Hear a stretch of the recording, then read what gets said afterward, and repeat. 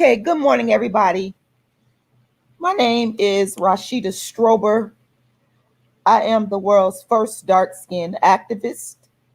And what that means is that I am the first person to create a platform, to create a movement, to advocate against dark skin discrimination, or what I call darkism of any kind. I started this movement in 1998. It stemmed from my own pain and suffering growing up as a dark-skinned woman, a dark-skinned female, a dark-skinned young lady in the world, and trying to understand why was this happening to me. So dark-skinned activism originates from my own lived experience as a dark-skinned woman. But dark-skinned activism is fueled by the research, fueled by the existence of darkism in the global community. So I want you to understand clearly, this is very important, why I do what I do. Dark-skinned activism, the world's first dark-skinned activist, myself, Rashida Strober. I started this movement out of my own pain and suffering, out of my own experience being a dark-skinned, nappy-haired female living in America, living the American experience. But dark-skinned activism is continued to be fueled by the atrocities, by the discriminations that occur on a global basis. And it's what I call global darkism.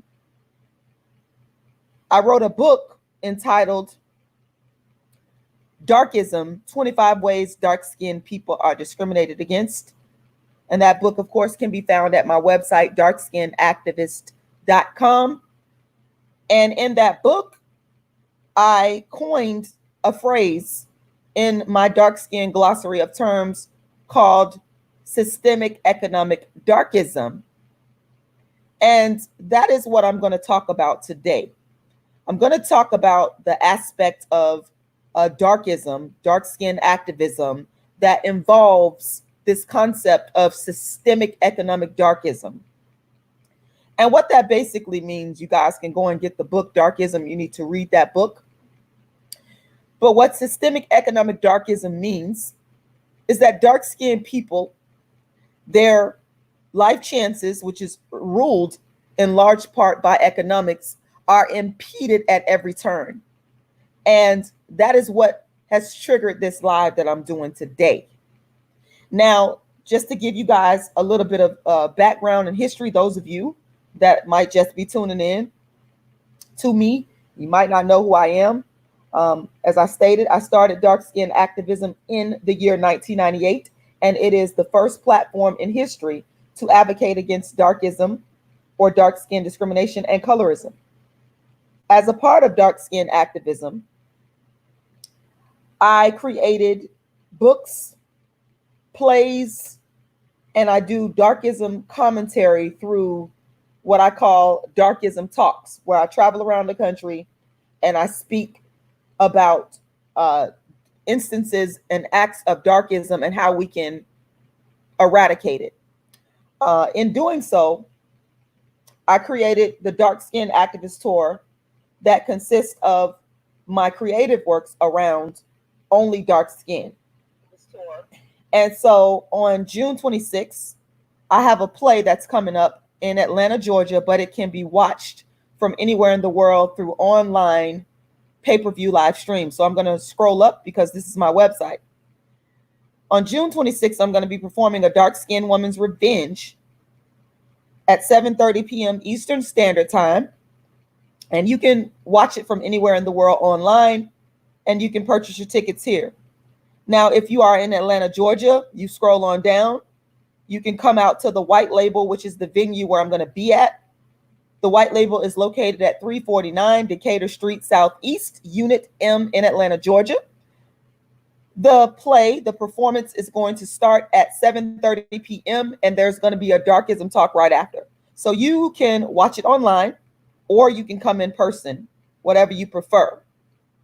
Now, A Dark-Skinned Woman's Revenge is the real story of what it's like to be dark-skinned and female.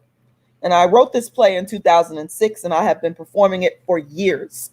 So I'm giving you a backdrop because the reason I'm discussing this topic today is it falls in line with what I do and what I've been doing for years. Also, I want to let you know that as the dark-skinned activist, my education includes a bachelor's degree from the University of South Florida. The bachelor's degree that I earned is in history. I also have a master's degree in political science from the University of South Florida with the focus on international relations, and my thesis specifically focused on the African country, Sierra Leone. And so the work of the dark-skinned activists through dark-skinned activism, this is what I do. I speak on issues regarding darkism on a global scale. So let us understand that very clearly. That's why I gave you my academic credentials and my background. And my bachelor's degree was obtained in 2001. That just gives you an idea of how long I've been doing this. My master's degree was obtained in 2005. So I've been doing this for a long time. And again, the master's degree is in international relations with a focus on Africa. So this is what I do. Let us clearly understand. So my eyes are always open and my consciousness is always open to anything that is happening on a global scale to dark-skinned people. Now, as a part of dark-skinned activism, I created a concept, a word called Darkism. I invented this term because after years of studying the colorism scholarly literature, which is great, which I appreciate, I found that the gap in the study, the gap in the research, the gap in the literature lacked a focus on the specific discrimination that dark-skinned people face. And so colorism did not go far enough to focus laser sharp on the specific discriminations that dark-skinned people face. And so I came up with this word, Darkism, which is the title of my book, Darkism, 25 Ways Dark-Skinned People Are Discriminated Against. I came up with this word, Darkism, to provide a conceptual framework so that we can understand the specific discrimination that dark-skinned people face. And so, if you read Darkism, 25 Ways Dark-Skinned People Are Discriminated Against, you will find that the book focuses extensively and only on what dark-skinned people face. I'm going to, real quickly, I'm going to pull up the book for you so that you guys can see. It's actually on Amazon, and it's actually at my website, darkskinnedactivist.com. And subsequently, you guys, once again, you can get your tickets to A Dark-Skinned Woman's Revenge from my website, darkskinnedactivist.com. And the book can also be found at my website, darkskinnedactivist.com. But it's also on Amazon. And this is the book, Darkism, 25 Ways Dark-Skinned People Are Discriminated Against. And if we scroll down, we're going to scroll on down, and we're going to go to the Dark-Skinned Glossary of Terms, which it may be at I believe it's at the end of the book. So I don't know if we'll be able to get to all of that here, because I think right now the book, it might be free. It shouldn't be. But here we go. This is the Dark-Skinned Glossary of terms that I created. And there's the term or the phrase systemic economic darkism. And systemic economic darkism is a deeply rooted system where mechanisms are put in place to impede dark-skinned people from economic progress through policies and practices of socioeconomic marginalization, including but not limited to social exclusion, economic exclusion, educational exclusion, and the criminalization of dark-skinned people. And so today, regarding systemic economic darkism, we're going to focus specifically on the economic exclusion, but it all is intertwined. Let us understand. And so today, I was on my Facebook and I was scrolling down my timeline, and I saw a post regarding Black women in Africa, in countries like Ghana and Kenya, that due to economic circumstances, understand what we're dealing with. We're dealing with a situation that has been created by, it all stems back to European imperialism and colonialism, which has created systemic economic darkism in African countries. Let us understand that clearly. And so we are seeing the impact of that. The impact of that is you have a situation where Black people, and we're talking about, in this case, we're talking about dark-skinned Black women who have a need to leave their families in search of economic development. And so what they have done, some of them, they have left the country. And I want to make sure I always give credit, because people have plagiarized my work left and right on YouTube. And I want to always make sure I give credit where it's due. And so there's a documentary on YouTube. Let's see if we can get to that documentary. It's called The Hidden Lives of House Girls, and it is a BBC News Africa documentary. Okay. And today, you guys, you see the title, Dark-Skinned House Girls. And I got that title in part from, let us go back, The Hidden Lives of House Girls. It is a play on that title. And because I'm a very intellectually honest person, I want to let you know from the outset that that is one of the documentaries that I looked at, and that is where I get my title today for you, Dark-Skinned House Girls. You see the house girls in parentheses, systemic economic global darkism. Okay, so let's be clear on that. So getting back to my point, we see a situation where dark-skinned females in Africa, they had to leave their country and they're going over to areas of the Middle East, and they are becoming house girls. They are becoming domestic servants. I would argue they are becoming slaves. And I also want to give credit and acknowledgement to, let's go back, the BBC video that I also watched called I Wanted to Die, the Hell of Kafala Jobs in the Middle East. It's very important that I give credit, because again, people have ripped me off continuously and stole from my channel. And I've always been a person that cites. And this is where I've gotten some of my information from.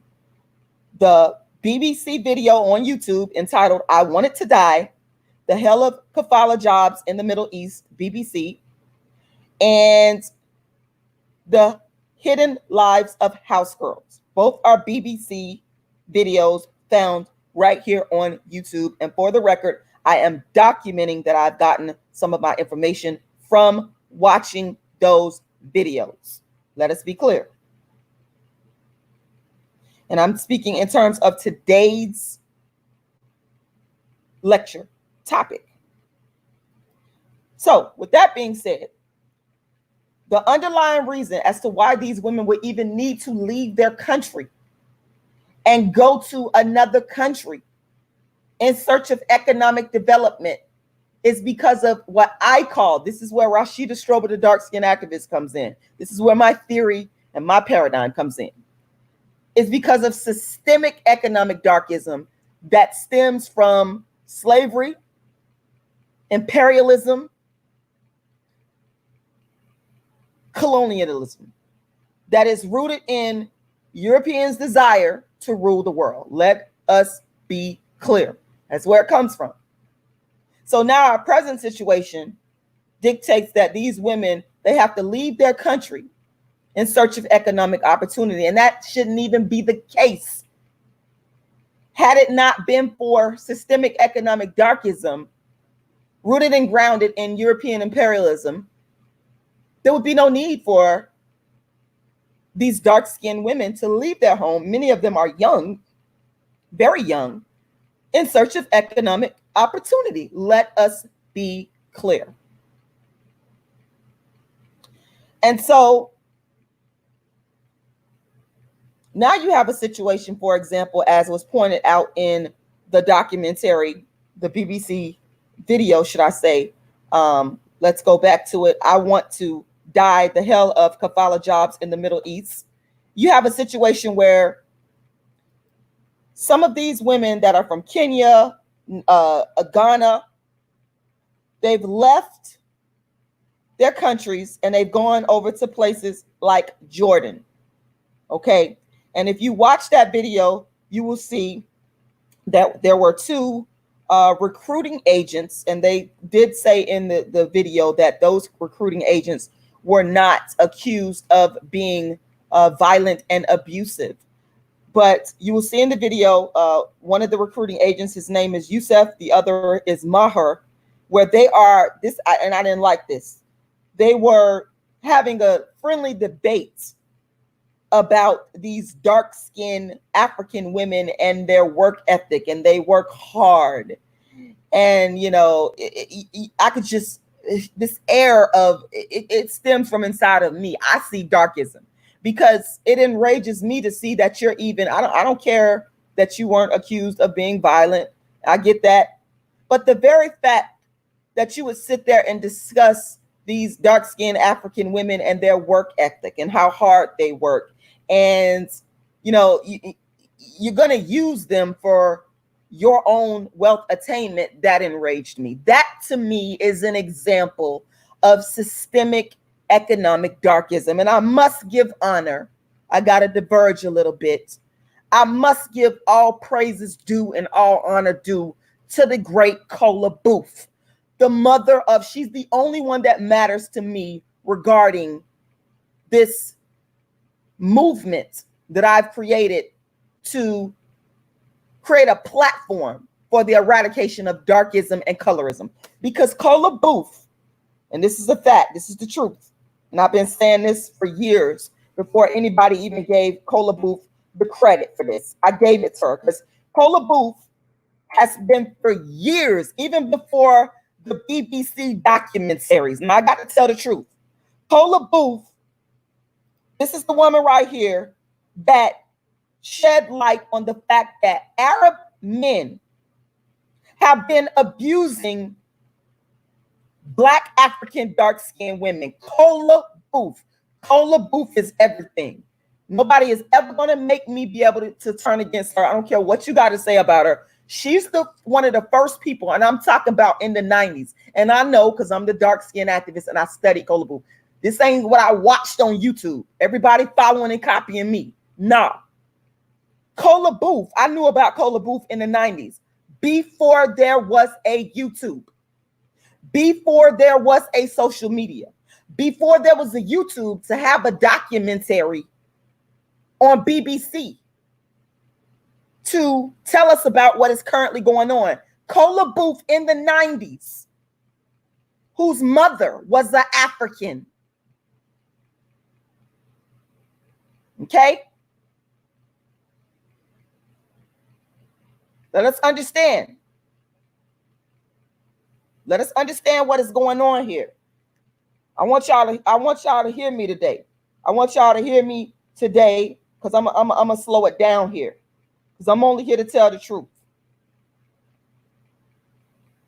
As the dark-skinned activist, I am only here to spit the facts.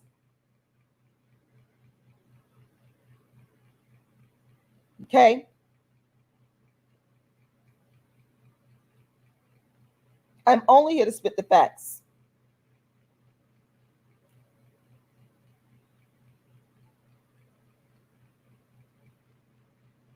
So I want y'all to hear me clearly here.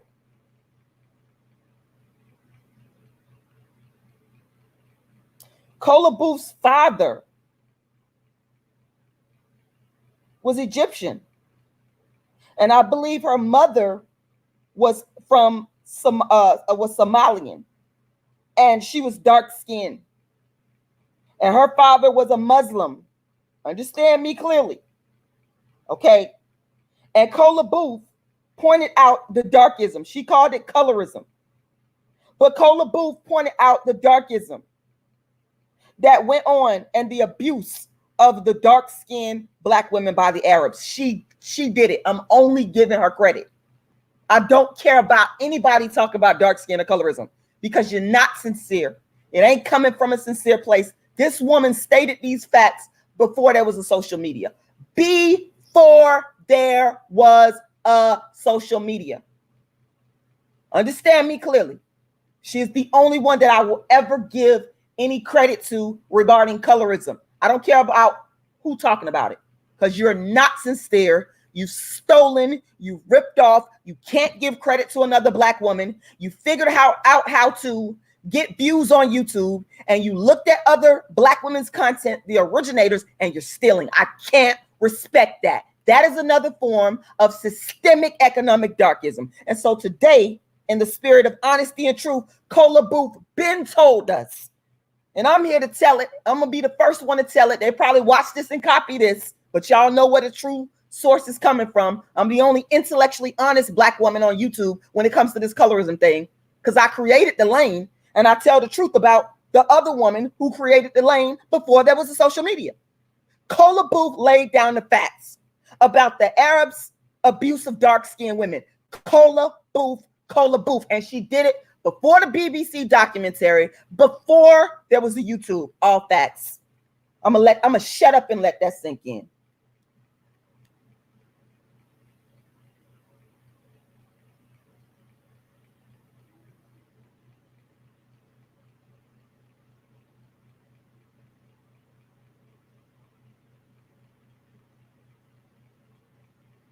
Because we need to understand the real history of this. And I'm not going to allow people to lie and distort because they know how to gain views. I'm not going to do that. You're a liar. And it's a disrespect to Kola Booth's legacy and what she's really been fighting for decades, but light years before Am started to talk about colorism. Kola Booth and myself. That's it. That is all.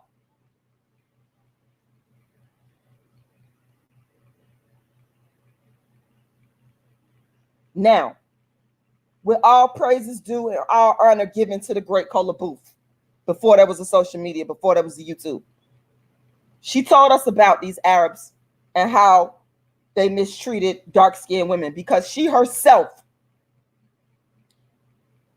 had first-hand knowledge of it, being that she herself was born in Africa and her mother was an African, a dark-skinned African. She knew, she had first-hand knowledge. So now, fast forward into 2020, and it's still going on. Taking a new form in terms of house girls. And I would love to hear Kola Booth's take on this. She probably the only person I would listen to. I don't want to hear what anybody has to say. If you watch my video and you go back on your channel and you copy this content and you make a video about, you might call it colorism, and the dark-skinned house girls in Africa as it relates to the Middle East, you'll copy, but I wouldn't listen to you because you're not sincere. I would only be concerned with what Kola Booth, the originator, has to say about this. That is all. Moving right along. So now we have a situation here where we have dark-skinned young ladies that I would argue that it is slavery. They can call it house girls, but it's slavery.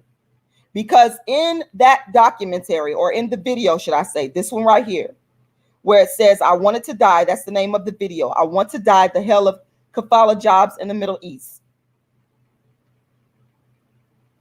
There was a woman, a young lady by the name of Mary Mbella, and I hope I said her name correctly, that was actually murdered because she was burned to death after ending up in Jordan as a house girl.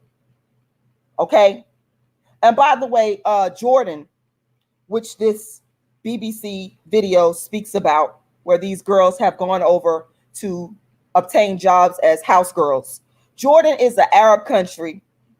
And Jordan, just to give you guys a geographical sense of where it's located in West Asia, but it's an Arab country. And I believe it borders Iraq, Saudi Arabia, Syria, Israel. And I believe that they have a population that's probably over 10 million people. And, you know, it's an Arab country. Okay. The religion is Islam. Okay.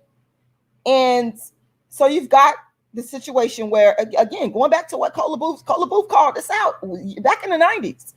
Y'all got to remember Cola Booth. I don't know if y'all remember this, because I'm probably the only one that's really followed Cola Booth. And then I started to impart the information to other people, and then they started to copy me. But Cola Booth was at one time captured by Osama bin Laden. So this woman, everything she was saying about these Arabs, she was telling the truth. And years later, Cola Booth, I love you, Cola Booth. I'm going to always love Cola Booth. I'm going to always love Cola Booth. You vindicated again. I'm going to always big up Cola Booth. That's all I'm going to say is ever Cola Booth. When we talk about darkism and colorism, she the only one I'm giving credit to. I don't care. That's her and Dr. Margaret Hunter, as far as the scholars are concerned. But when we talk about grassroots, Cola Booth is the mother of this thing, and she's the only one I respect. And so you got Kenyans and Ghanaians and probably African women from other countries coming over to Middle Eastern areas like Jordan. And in this video here that you see on the screen, these things were pointed out. And this lady that you see, she's very important to the movement as well, in terms of calling attention as an activist to what these house girls are going through, these African house girls are going through, which is tantamount to slavery. Her name is Emma Mbara, and I hope I'm saying her name right. And I went and found her. I looked her up, and I found her website. And she is a Kenyan senator, according to what was stated in this video, and also according to her website. This is her website, Emma Mbura. I hope I'm saying her name correctly. I'm going to copy and paste this link, and I'm going to drop it in the chat box for you guys to, if you want to go to her website. I like the work that she's doing. I love the work that she's doing to help bring light to the situation, no pun intended. And you guys can go and you can read through her website here. This is the Senate of the Republic of Kenya. So she is a senator. And you guys can go and read about who she is and what she's doing. And, you know, get involved if you want to. I would encourage you to. Remember, you guys, you have to remember that this falls in line with my academic background. My master's degree is in political science with the focus on international relations, with the focus on African countries. So this falls in line with what I do, my academic credentials, etc. So you guys can go here and you can read about Emma and what she's doing. I'm gonna go back so you guys can see a picture of her, because I appreciate her work. This is the bigger picture of her. I appreciate her fighting for the Black women, the dark-skinned women that are going through a new form of slavery. They're cloaking it under the guise of house servant. But you got to explain to me, why are you treating these women like slaves? Why are you treating these women like animals?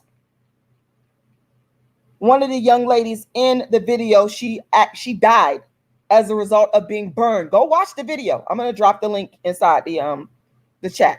Go watch the video. I gave y'all the name. I cite it properly because this is what I do. I'm a very intellectually honest person. I'm not like these other YouTubers that lie. They'll sit back and watch videos and they won't say, I got this information from this video, because they're arrogant and they're liars. But what you're doing is you're doing Black women a disservice. Just like these Arabs who are viciously attacking these dark-skinned women, you're doing dark-skinned women a disservice, but in other ways. And I'm upset about it. And this is why I'm speaking on this today, because I want to do my part to call attention to the atrocities, the darkism that is taking place over in these Middle Eastern countries, where dark-skinned women are being brutalized. They're being brutalized. And we should be up in arms about it. We should be doing what Emma is doing. Let's go back to Emma. Emma, the senator from Kenya.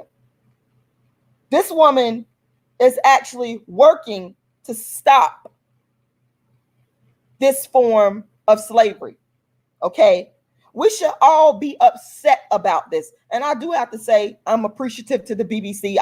Of course, I have to give honor to Kola Booth, because I've been knew about this. I've been knew about what the Arabs were doing to the dark-skinned women because of one woman, because of Kola Booth, who I've discovered in the 90s, not on YouTube. I knew about Kola Booth in the 90s before there was social media. That's why I'm only giving respect to her. But to call attention to this, and I remember when Kola Booth talked about being captured by Osama bin Laden and how people demonized her. I remember that. But Kola Booth, you're being vindicated, because exactly what you said was happening to you, we see in a recent video documentary dated 2018. Kola Booth, you called this out in the 90s. 20 some odd years later, we see that you're being vindicated and what happened to you and the abuse that you talked about that happened to you and other dark-skinned African women way back before there was social media. We see that you are now being vindicated, Kola Booth.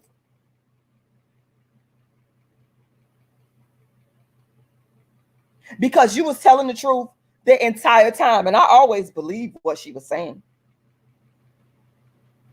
They say the chickens come home to roost. And the question is, what are we going to do about it?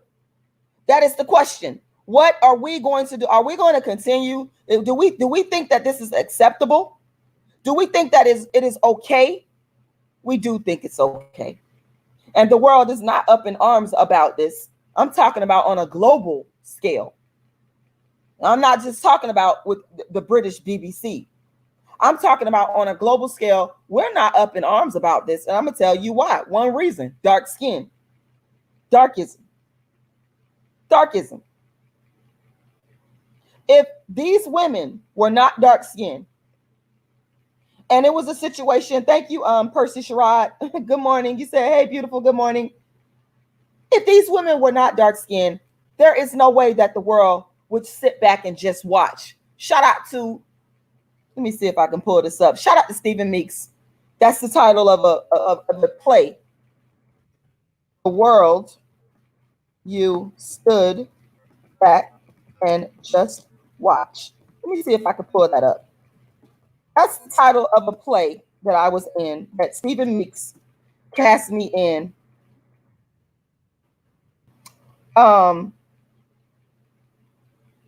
Back when I lived in Los Angeles. It was at a Black movie festival. And it was before there was, social media. This is like in 2005. And he wrote this, and I actually performed in it. And I was just trying to see if I could pull up any information on it. But Stephen Meeks, let's see. Let me see if I can pull him up. Stephen Meeks is a writer. He's a musician. And I hope this is not him. I hope this is not him. I hope this ain't him. Because this obituary is saying that there was a Stephen Meeks in Dallas, Texas that passed away. And I'm hoping that this is not him. I'm hoping that this is not him. If I see a picture of him, then I'll know.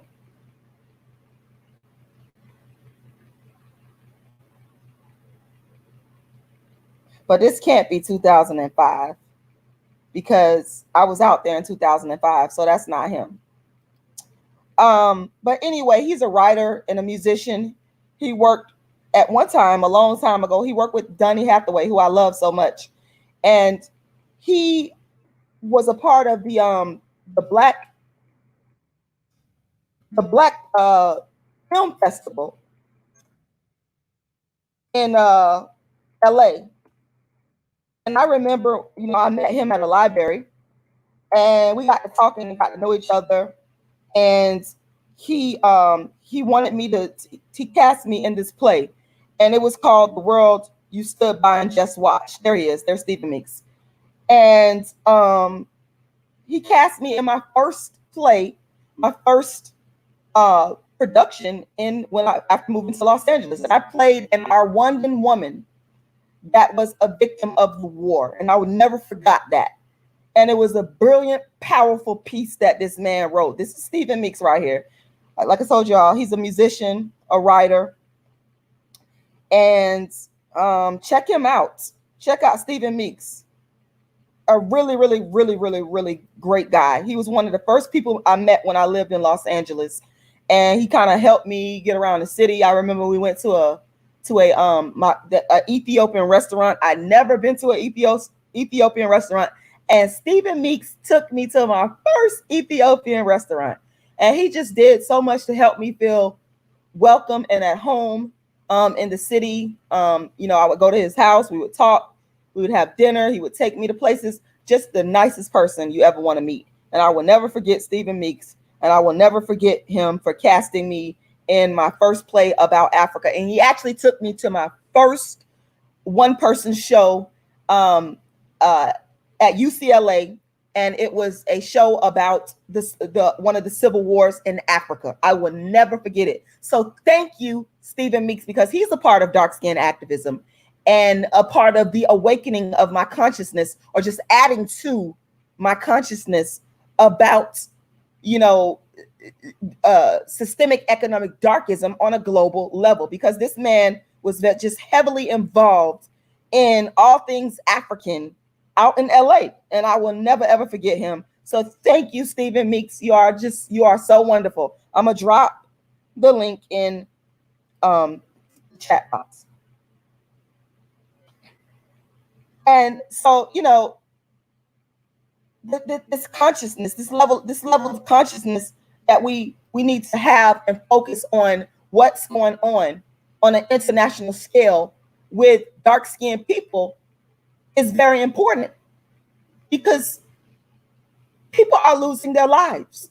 These women are losing their lives. They're trying to strip them of their dignity, and it's all based on their skin tone. There's no other reason, people. That's another thing. This is another thing that I want y'all to understand. I think Cola Booth would agree with me on this.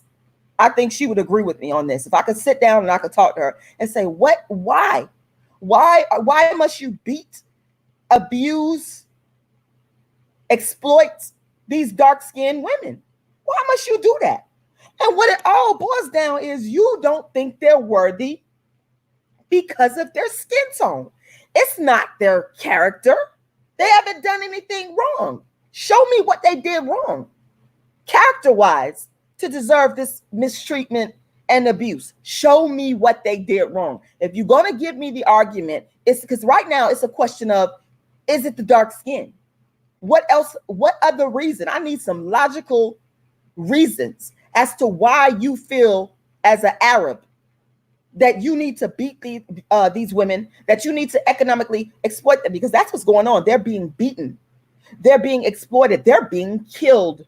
They're being treated like slaves. Why? It's because they're dark skinned. It is because of this stigma that has been attached to dark skin on a global scale, to where everywhere you go, every part of the world, it doesn't matter if you're in America. That's why I said this is global darkism. Understand, this is global darkism. Every part of the world you go to, no matter if it's Africa, no matter if it's Europe, no matter if it's Asia, no matter if it's India, no matter if it's the Caribbean, everywhere you go in the world, you will see a situation where dark-skinned people are mistreated because they're dark skinned.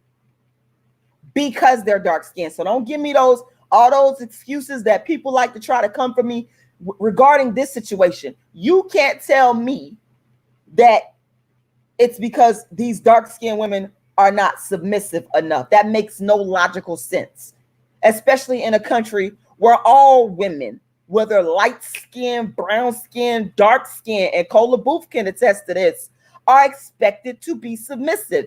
Why then are the dark skinned ones ill-treated? It's darkism. It's because of the dark skin. That is the reason, and that is the reason alone. There is no other reason. Now, you may be able to give me that argument for dark-skinned American Black women. You may say, well, they're not submissive, hence we're treating them wrong, even though I would disagree with you. But you damn sure can't give that excuse in countries, in Islamic countries, where it is the social norm. It is the culture for the women to be submissive. So if the dark-skinned women are submissive, just like the other non-dark-skinned women, why aren't they being treated equally? It all boils down to their dark skin. It's called darkism.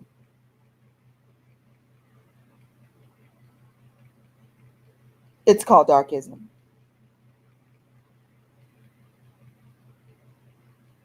It's called darkism, folks. And I'm here to do my part to call it out. Because when I was listening to their stories, man, I'm telling y'all, sometimes, and I heard Dr. Laila Africa say this, again, I'm always giving credit to people. I would never not give credit to a person. If I hear something somewhere and I know that person said that and I can remember who said it, I'm going to say this person said it. I'm not going to go create a whole channel after listening to somebody YouTube videos and studying them and then go rip off their work and act like I created it, like these Black women on YouTube have done to me. They've all stolen from me. Anybody you see on YouTube talking about colorism, they ripped off and stole from Rashida Strober. Facts. Didn't come from their originality. Only person, if you ever see a person named Cola Booth or Dr. Margaret Hunter talk about colorism, those the real deal. They ain't rip off and steal from Rashida Strober. The rest of them are trash, disposable, garbage. They lack integrity and honesty. Back to Dr. Laila Africa, and I hope I'm saying his name right, who I respect and who recently just passed away. And may he rest in peace. And I'm grateful for his contribution to what he gave to the global African community. And he said something, he was talking about how he, as I believe he was a psychotherapist at one time. And he did a lecture where he was speaking about, in the course of his research, and I guess he must have talked to his grandmother, who was a former slave, I believe. And he told her he was studying why people rape. And she said something to the effect of, well, I just wiped myself off and kept going. And the point that he made was that sometimes you got to understand people and meet people where they're at. Understand where they're coming from. Look at it through the lens of their life experience and don't be so judgmental.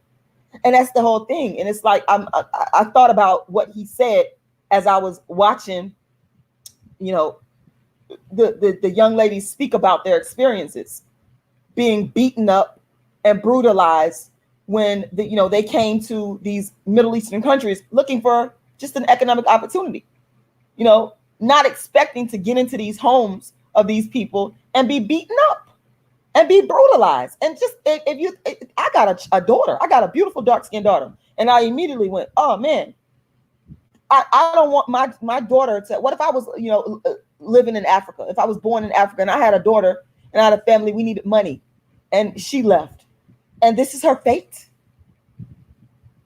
And I don't think, and I've said this before, I don't think the world community sometimes has the ability to empathize as much with dark-skinned women and people as they do with non-dark skin. And I think that's why this isn't getting coverage, the type of coverage that it needs. And that's why I'm so appreciative of people like Cola Boop, because she was sincere and honest and she told her story. And this was before social media. And people like Stephen Meeks, who's a light-skinned man. Stephen Meeks, as y'all saw, he light-skinned. I'm appreciative of Stephen Meeks because before there was a social media, Stephen Meeks wrote a whole entire play before social media existed. Stephen Meeks, the man you see right here, wrote a whole entire play about the atrocities that's going on in Africa regarding the civil wars and about dark-skinned people. And not only did he gave me my first job, and I got paid to perform in that play. I didn't do it for free. He paid me. So these people, I respect them a lot because they actually gave a damn before it was popular to give a damn, and you can make a YouTube video and make money off of it. Use a fraud. I'm talking to all you fraudulent garden tools out there. Use a fraud. You do not get my respect at all. And yes, garnering the respect of the originator is the golden standard. You don't have it at all.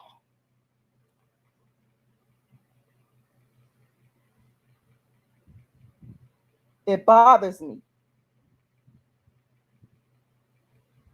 that these young ladies have had to go through the pain and the physical pain. Understand, this is physical pain that these young women are going through. It is physical pain. It is psychological pain.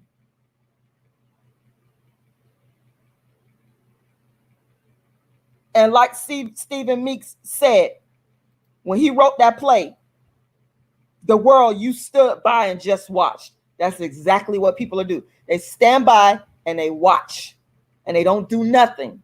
They don't say nothing. And in this case, I'm going to tell you why. It's very simple. It's the dark skin, people. It's the dark skin. It's the dark skin. It's been the dark skin. This is what I have been telling you as the dark skin activist for years. Make no mistake about it, that if these women were light skinned, were white, were anything but dark skinned, the world would be up in arms.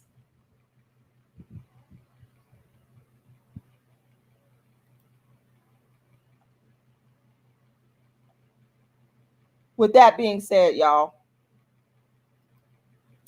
I want to invite you guys out to my play, A Dark-Skinned Woman's Revenge.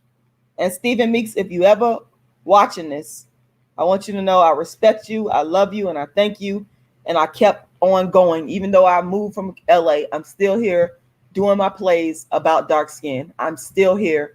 And you're one of the people that's an inspiration to me in the back of my mind. You are one of the people. You a light-skinned man with good hair. Yeah, but I got to tell the truth.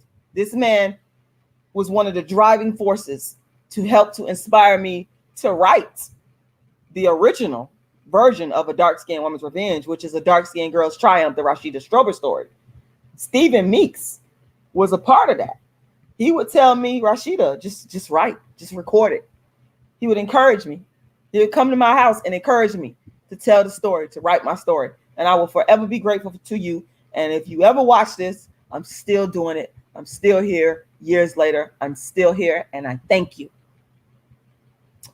On June 26th at 7:30 p.m., I'm going to be performing A Dark-Skinned Woman's Revenge, the one-woman play that tells the real story of what it's like to be dark-skinned and female in the world. And I want you guys to watch it. You can watch it online from anywhere in the world. And you can get your tickets at my website. This is my website. It's darkskinnedactivist.com. And you can click the buy now button if you want to watch online. You can scroll down if you happen to be in Atlanta, and you can purchase the Atlanta tickets. And I'm going to be in Atlanta performing this show at 7:30 on June 26th. It's going to be live stream as well. So the live stream is the online version. But if you are in Atlanta, you can come out to the White Label. That's the venue. That's the location. It's called the White Label. It's located at 349 Decatur Street Southeast, Unit M as in Mary. And it's at 7:30. The tickets are on sale now. Make sure y'all get y'all tickets and come on out, whether you watch it online from your home or whether you come out in person. I would love to meet you. And we will be doing a classic Darkism talk right after the show. Right after the show. We will be doing a classic Darkism talk. And because of people like Stephen Meeks and the seed that he helped to plant in me as the dark-skinned activist, I will never stop doing this. This is my way of contributing to the stoppage, the eradication of darkism on a global scale. And I've been doing this for years, before there was a social media. And I'm going to continue to do it. I am never going to stop. I am never going to stop. Understand me clearly. The dark-skinned activist is never going to stop. The work is going to continue. Now, if you want to make a contribution to the production of this show, you can go to my Cash App, and I'm going to drop the links in there. My Cash App is Rashida, $, rashidalala. Once again, my Cash App is $, rashidalala. You can also go to my GoFundMe, and this is my GoFundMe right here. My goal is to reach $10,000 so that I can produce more shows, bring you more Darkism talks, so that I can go on a worldwide Darkism tour. So right now, the short-term goal is to reach 10,000. The long-term goal is, of course, $1 million. So you guys can go to my GoFundMe, and I'm going to drop that link in the chat, and you can go and make a contribution there. You can also go to my PayPal. My PayPal is icecreamladydream@yahoo.com. Once again, that is icecreamladydream@yahoo.com, and you can make a contribution there. Give me a second. And let's make this happen, because I'm not, I'm gonna find a way to keep producing my shows. I'm not gonna stop. I got a couple of offers on the table. I got a brother brother Allah in New York that owns a wonderful vegan restaurant that we're in talks about getting me out there. And I got a venue in St. Petersburg, a dark-skinned brother that's a real estate investor here in St. Petersburg. He has let me know that I can come out and take a look at the venue, and we can talk about making that into a permanent production studio. So it's coming, y'all. I'm not going to stop this work. Nobody's going to stop me. I'm going to keep going until the very end, until my last breath. And then my descendants, they're going to keep it going for me. So y'all can rest assured, the dark-skinned activist, I'm not going to stop. I am not going to stop. The show is already going down. I told y'all I was going to bring y'all another show, and it's coming. And I'm going to be producing more shows. I'm going to be producing more and more and more and more and more shows. It ain't going to stop. I got so much work in me. And, just thinking about Dr. Lila Africa and his contribution, I just really want to say rest in peace to him. There's some other questions that I got that I want answered, because I know that he was a staunch health advocate. But when I think about people like him and the work that he contributed and how he just didn't stop, and I think his wife said he wanted people to know, Black people to know, that he lived 74 Black years. That's powerful. That's powerful. Andre Hatchett, shout out to you. Real quick, I just want to say that Andre Hatchett, I see that you're on here, and you're one of those people. You don't do a lot of ranting and talking. You just out there just doing the work and producing. I love people that produce. There is nothing more exciting to me and nothing more important to me than a producer. If you want to get my respect, you got to be original and you got to produce. And I just want to say, make sure y'all go and I'm about to Google your or YouTube your channel. I want y'all to go subscribe to Andre Hatchett's channel. I just have been quietly watching this brother in the background.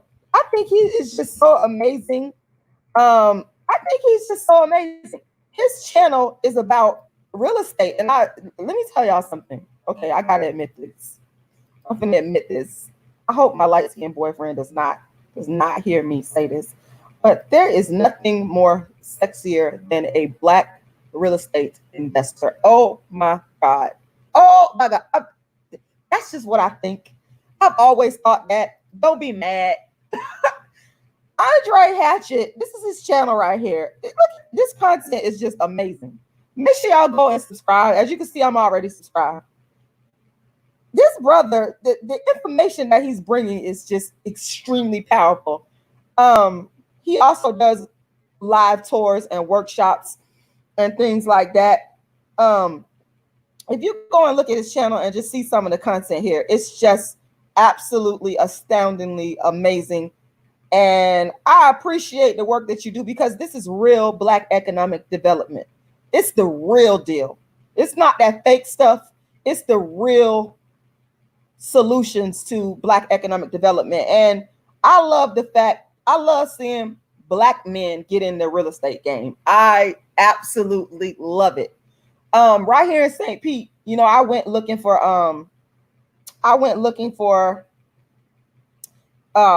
investors to mentor me, and I searched for them. And I don't discriminate. Let me tell you something. Rashida Strober will work with anybody. And I have been working with 2 white investors. Shout out to them. One right here in St. Pete, one in Hudson. And we've been working together, and I learned a lot from them. Yes, I will work with anybody. I don't care.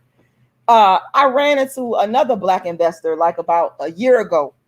And I was out, I do tax prep. I got my own little tax prep business, and I was out hustling, putting out my flyers. And I didn't know. Sometimes you don't even know these guys are investors and that they got money. You don't know it. You just, because of how they look. Some of them are not flashy. In fact, most of the Black real estate investors that I know personally, you are not going to know that they got money because they don't look like it. So I was walking, putting out my flyers, and I ran into this guy, and he was just like so unassuming. And he said, "Oh, give me one of your flyers." And I found out that he was a real estate investor, and he owns property in St. Pete. And I ran into him again, and we got to talking, and I was telling him about my play, and I need a venue, and we got to chit-chatting it up. And he invited me out to one of his many properties in St. Pete, and we're gonna meet up, and we're gonna talk about potentially working together. So let me tell y'all, I know I'm kind of diverging, but it's all in line with Black economic development and getting rid of systemic economic darkism. So I have a profound respect for these Black real estate investors, and I will work with anybody, but I want Black people to get a piece of this economic pie. And these guys are very brilliant. They work very hard. They work behind the scenes. They're not flashy, a lot of them. The ones that I know, they're just not like that. They're about producing, and I respect that. So make sure y'all go and subscribe to this brother's channel, and you're going to learn a lot about how to get the money, how to get the wealth. Forget how to get the money. Let's talk about how to get the wealth. These guys know what they're talking about. And if you just take some time to listen to what they have to say, you are going to learn. Let me tell y'all something. I have learned so much about wealth creation through real estate over the last 5-6 years. And now I will tell y'all, I took the Ron LeGrand. I took his quick start boot camp. And I would have taken Ron LeGrand. He's white, but Ron LeGrand is like, he the grandfather of this shit. I ain't gonna lie. I told y'all I don't discriminate. I'll listen to anybody that got that knowledge, even though I want my Black brothers and sisters to get their piece of the pie. That's why I respect these Black real estate investors. They are the fucking bomb. They are the absolute cream of the crop. Understand me clearly. Okay. But I wish, this is what I wish. I wish that if there would have been like an equivalent to what Ron LeGrand was doing, and I remember getting into it with one of the real estate investors / real estate agents in St. Pete. I went to the quick start boot camp, and I took one of my family members with me because I wanted her to get this knowledge too. And she went behind my back and she called somebody. She called one of my other family members. And next thing you know, I'm sitting in there listening to the information. And I actually used the information that I learned to secure a property for my mom and her husband. So that's how I know that what they're saying works. Okay, it works. I used the technique that I learned from Ron LeGrand, and we ended up getting this piece of property. I don't live there, but my stepdad, he lives there. My mom lives there. And if I wanted to go live there, I could. I just don't want to live with them. But it took me a long time. I just kept on toiling and kept on asking. People kept hanging up on me and telling me no. You go through a lot of hell through this method of owner financing that, you know, Ron LeGrand teaches or whatnot. But it actually does work if you got the tenacity and the discipline to forge ahead. But here's the point I want to make. When I was sitting at the seminar, or it's called the boot camp. It's not a seminar. It's actually a boot camp where it teaches you the methods of owner financing. And I got a call from this real estate agent / developer, and this is a Black person. And they were so upset with me. Oh, this is a scam. They're taking your money. I said, wait a minute. Hold up. Shanae. I'm channeling my inner Shanae. Okay. I said, wait a minute. First of all, if you knew this information, why weren't you sharing it with the community? I'm the type of person, if I find out that you got the information and you really understand what's going on, and I don't care what color you are, I will pay you the money. And I told her, basically, I would have went to you. Why didn't you come up with a boot camp in St. Petersburg and teach Black people, the Black community, how to build wealth through real estate? Why did it took YouTube? It took YouTube. I thank God for YouTube, because you got people that were investors and they knew how to get this money in real estate that were Black, and they wouldn't tell you. Because I remember asking people, and I remember trying to get help before social media was created. And YouTube came along, and now you got people sharing this information. People like Jay Morrison, who I also respect. People like Andre Hatchett, that's on here giving you all this game for free. So I'm like, why didn't you create a boot camp and let me come and pay you and learn the information? I would have done it. That's the type of person I am. And I'm going to research you. I spent about a good 2 years researching Ron LeGrand. And then I said, this man is the real deal, because I found out that a lot of the gurus that were on YouTube, they had actually learned from him. I was like, oh, I'm going back. I'm going to the source. So, but the point that I'm making is I will pay for the information. Anybody that got there, I don't care. I don't care if you Black, dark-skinned, choco. I don't care. I would be happy to put the money in your hand. That's the type of person I am. As this woman just argued with me and told me how wrong I was. I'm like, but in the end, I used the techniques that I learned to secure this first piece of property. So I knew that what I had done paid off and it was right. So anyway, I just want to say we got a celebrity in the building, y'all. Andre Hatchett. Make sure y'all go to his channel. If y'all want to learn about how to build wealth in real estate and in other areas, but particularly in real estate, because that's what I focus on, go subscribe to this brother's channel. Go do it now. I'm finna drop that link in there again, because I'm telling you, the information is just amazing. And I'm just very honored to have you on my live here, because I am a fan. I am a fan. Okay, I'm a fan, y'all. I'm telling you. I'm a fan. This guy moves in such, like, I'm boisterous and animated, because that's me. But his style is just very calm, cool, and collect. And this is the information. And you gotta have people like that around to balance you out. Because I'm kind of naturally hyped up, especially when I start talking about my dark-skinned activism, and I'll be pissed off about this stuff.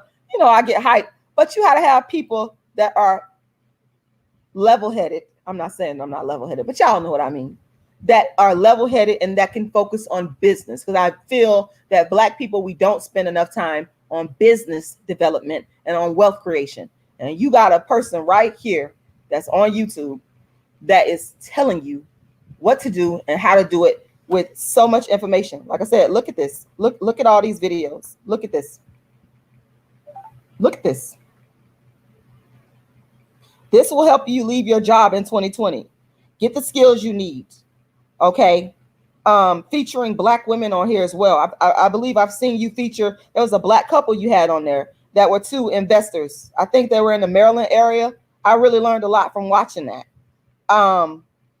Let's see. You got so much information on here. Look at this, from federal prison to millionaire status. Y'all don't get no better than that.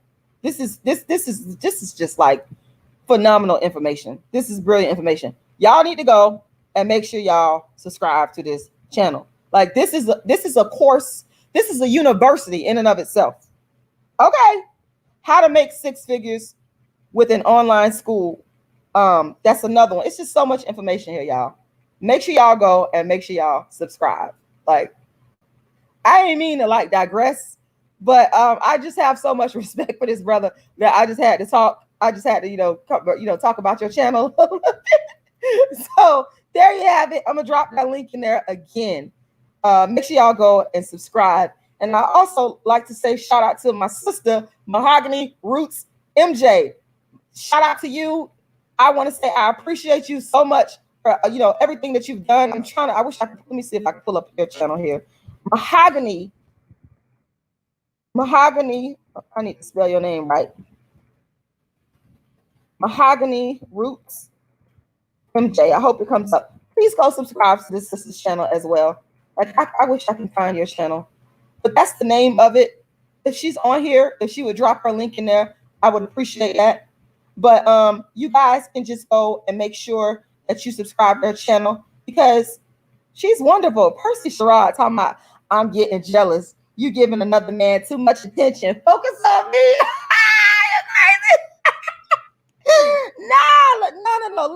No. Listen. Seriously, this brother, y'all gotta understand. I respect Black business people. Like, I respect the Black folks that know how to get the money. That's one thing about me. Like, I'll be respecting them because they know what to do. So that's what this is about. You gotta support them because they are giving you all this free information that years ago you would not have been able to find in your community. If you have to pay for it, you have to beg somebody to give it to you. This is like, he's like a gold mine. That's what this is about. So don't be mad. I just got to tell the truth here. Okay. Y'all know I'm about the truth. Okay. But make sure y'all go subscribe to my sister Mahogany Roots, her channel. I want to say shout out to everybody that's watching. Lisa Jones, thank you. Soup Bone, Daryl Eiffel, ND, New York, Ramon Bonton, shout out to you. Gun Streets, J.I., Capricorn girl, my fellow Capricorns in the building. Yes, y'all know I'm a Cap. January 10th, Dr. Lila Africa, my fellow Cap, may he rest in peace. All right. So yes, so just to close out here, man, Cola Booth, y'all know some of y'all can say what y'all want to say about Cola Booth. Cola Booth is one of the main reasons why we understand what has happened to dark-skinned women over in Arab countries. This lady have been crying out and telling us. And I remember when she would be on the news back in, in the 90s, and the sort of downplaying and sarcasm that she would receive from some of the interviewers. And this woman was right all along. Like I said, people are less empathetic to you when you're dark skinned. I've experienced this my entire life. There's this lack of empathy that I don't like. And when I see Blackness, when I see a dark skinned Black person, I'm not like that. I have empathy for all people, but there's this reverence that I have, particularly if you like real super Black. It's like this reverence that I have for you. I'm just like looking at you and I'm in awe because you are the pure essence of who I am. And when I think about that, when I see these Black dark-skinned women that are being abused and mistreated, my heart goes out to them because these women are innocent. They haven't done anything wrong to anybody. They're just trying to make some money for their families. And just for you to just abuse them because they dark-skinned and you light and you think you better, that's insane. It makes no sense. Even my empathy just doesn't apply to the dark-skinned women. I did my thesis for my master's degree on the dark-skinned people of Sierra Leone. And when you look into the eyes of the child soldiers, there was a lot of child soldiers over there, dark-skinned little boys, dark-skinned, nappy-haired, big eyes, out here on the battlefield, being forced to kill each other over resources that they shouldn't even have to fight over. over a war that was instigated, in my humble opinion, by the International Monetary Fund and the World Bank, European controlled economic powers. And when I looked at that, I'm just like, this right here, it tears up my soul. I might not always outwardly show it because I'm always ranting and yelling, but it tore up my insides. It tore up my souls to see these people fighting and killing each other over this. And Kanye West, you're a disappointment because you used the blood diamonds. You used that for your own economic advancement, and you turned around and you gave that money to a white woman. You're a loss for dark-skinned activism, and you could have been a win because you got a dark-skinned mother, and you made a song talking about blood diamonds. Do you understand the atrocities that the dark-skinned people had to suffer behind that? Do you know who De Beers is? Do y'all know who De Beers is? Y'all sit here, y'all rich people like Kanye West, trying to front like you are so empathetic towards these dark-skinned people, but you took all your wealth and you gave it to a non-black woman. I got to get off of here because I don't want to get blocked off of YouTube because I'm going to get very angry. My rage is about to come out because it's a contradiction. He used those dark-skinned people, and the real test of his blackness would have been to take that money, the money you making off of your music, the money you making off of who you became, and give it to a black woman. Marry a black woman. This is the stuff that enrages me more than anything. This is the shit that I can't handle, that can knock me off of my rocker a little bit here for a minute. Just for a minute, then I come back to y'all. This is the contradictions. You understand what I'm saying? Y'all go, I watched that video and him talk about blood diamonds, and you rock into it, and you got this, this catchy beat to it, and you making it popular and you mainstream, but then you take the wealth, you take the fame, you take the notoriety, and you give it to a woman that's not your reflection.